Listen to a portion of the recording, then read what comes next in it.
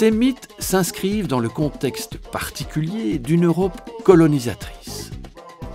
Au XIXe siècle, l'homme préhistorique revêt l'aspect des populations nouvellement découvertes. Beaucoup de représentations sont de véritables copier-coller d'images ethnographiques.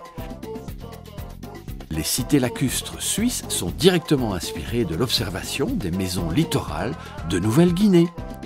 Tout comme les précipices à bison des Amérindiens d'Amérique du Nord nourrissent les illustrations de la chasse à l'abîme dans la préhistoire.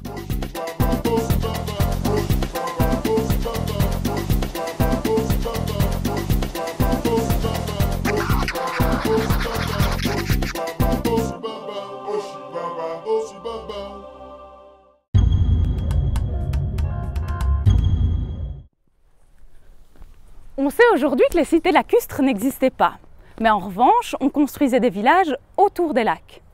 On sait également qu'il n'y avait pas de chasse à l'abîme, mais il existait des sites d'abattage du gibier au pied des falaises. Donc comparaison ethnographique n'est pas nécessairement raison, même si la manière de vivre des sociétés dites péjorativement primitives est une source d'inspiration pour les préhistoriens.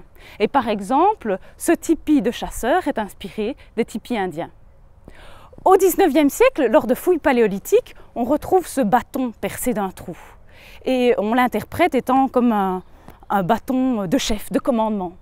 Or, plus tard, on se rend compte que les Inuits utilisent un objet semblable pour assouplir les lanières de cuir ou pour redresser les pointes en os. Donc pour la préhistoire, l'ethnographie est à utiliser, mais avec prudence. Comment faire alors pour se représenter nos origines ? C'est le besoin légitime de la société de se fabriquer des images sur son passé qui donne deux types de films sur la préhistoire. D'une part, les films d'aventure où le héros est un homme préhistorique pourchassé et tout le monde se demande s'il va survivre à la fin du film. Ou alors, c'est plutôt la nouvelle mode de l'ethnographie et de la lecture de l'ethnographie qui l'amène, les films du paradis perdu où l'homme préhistorique est présenté comme un bon sauvage qui vit en harmonie avec la nature et ses semblables. De tout cela, il faut retenir que chacun, bien sûr, a le droit de fabriquer son propre film sur la préhistoire, mais qu'aucun d'entre eux ne sera jamais ni réaliste ni vrai.